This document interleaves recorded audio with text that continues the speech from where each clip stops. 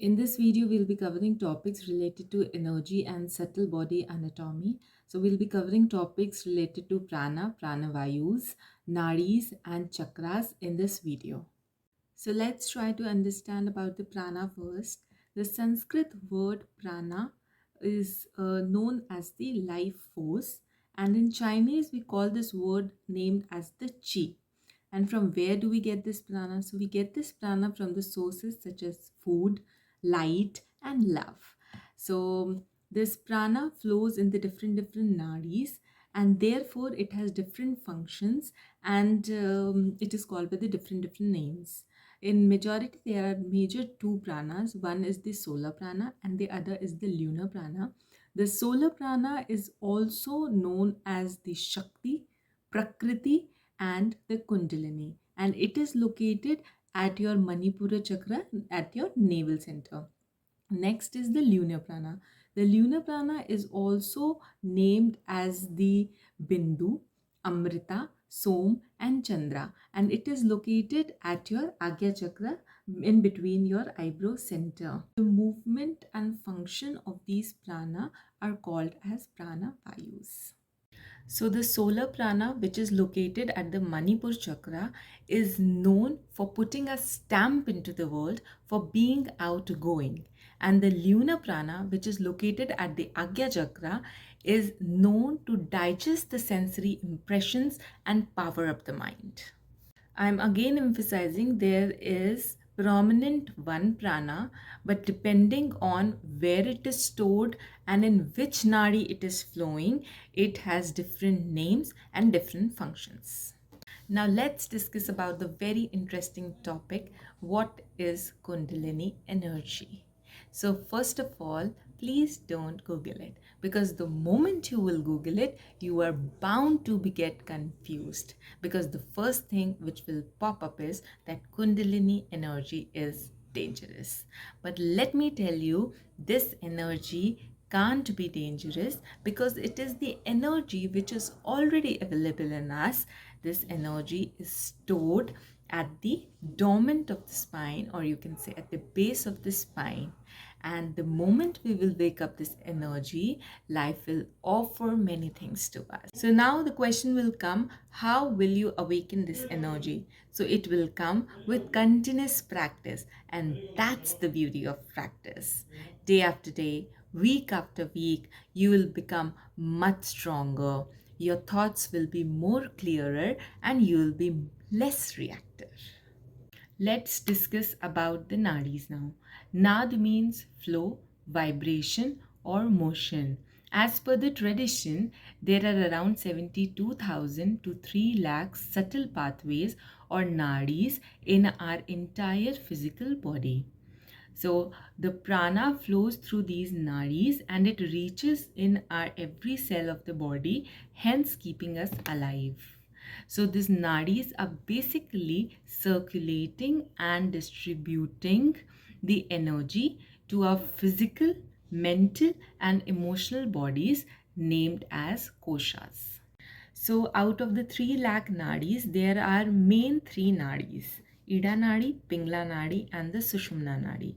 All these 3 nadis starts or arise from the base of the spine and they join at the Agya Chakra. The Ida Nadi is said to start and end at the left side of the Sushumna Nadi, and the Pingla Nadi is said to start and end at the right side of the Sushumna Nadi. So both these nadis, Ida and the Pingla Nadi, are said to be spiral around the Sushumna Nadi and they meet at the Agya Chakra. The Ida Nadi is more of in feminine and cooling in nature, and vibrationally its color is white. The Pingla Nadi is more of masculine and stimulating in nature, and vibrationally its color is red. So the major focus of Hatha Yoga is to bring these nadis, Ida and Pingla, into the equilibrium state, or we can say the balance of the sun and the moon side, so that the Kundalini Shakti, which resides at the base of the spine, it it awakens and travels through the Sushumna Nadi and reaches our crown chakra, and hence the higher consciousness can be awakened. The practice of Hatha Yoga is so effective that it strengthens the flow of the prana in our body. Now, some of the nadis, they are wide and rushing, but some of the nadis, they are merely trickle. So, when the system flows freely, then we are very vital and healthy. But when the system is weak or congested, then we struggle with poor physical and mental health. Medical science don't believe in the subtle body anatomy because this nadis, chakra, prana, and other aspects, they are not shown under the microscope. But our yogis truly believe in the subtle body anatomy, and it has immense effect on our physical and mental health. Now we'll try to understand about the Ida Nadi, Pingla Nadi, and our nervous system. So when the prana circulates in the Pingla Nadi, which is at the right side of the nostril, then the heat is generated and it has the masculine attributes of rational thinking and intellectual reasoning. And it is governed by the sympathetic nervous system and corresponds to the left side of the brain. Now, when the pran circulates in the Ida Nadi, which is at the left side of the nostril, then it generates the coolness and it has the feminine attributes of feeling, emotions, and intuition.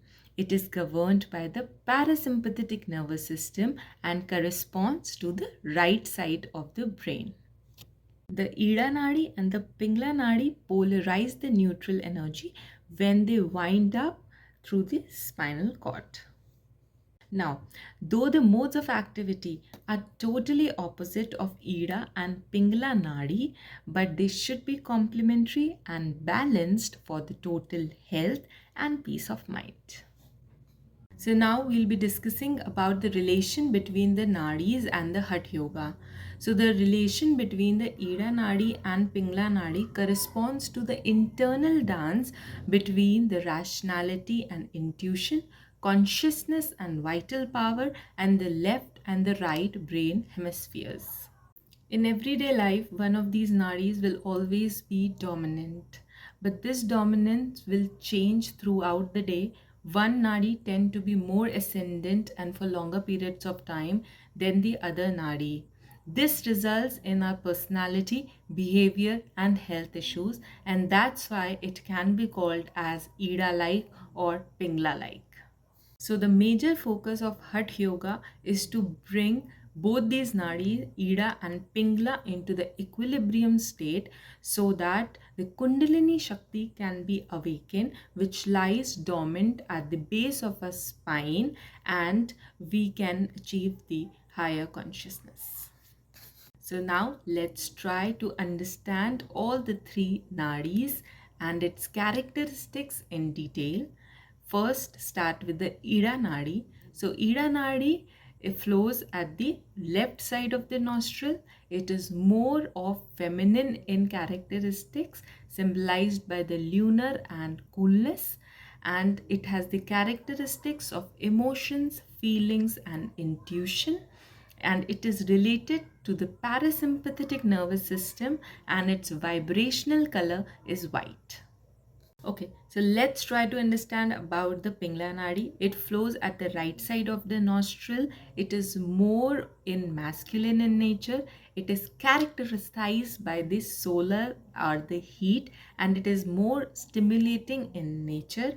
Then it has the characteristic of the rational thinking and intellectual reasoning, and it is related with the sympathetic nervous system, and it has vibrational color red.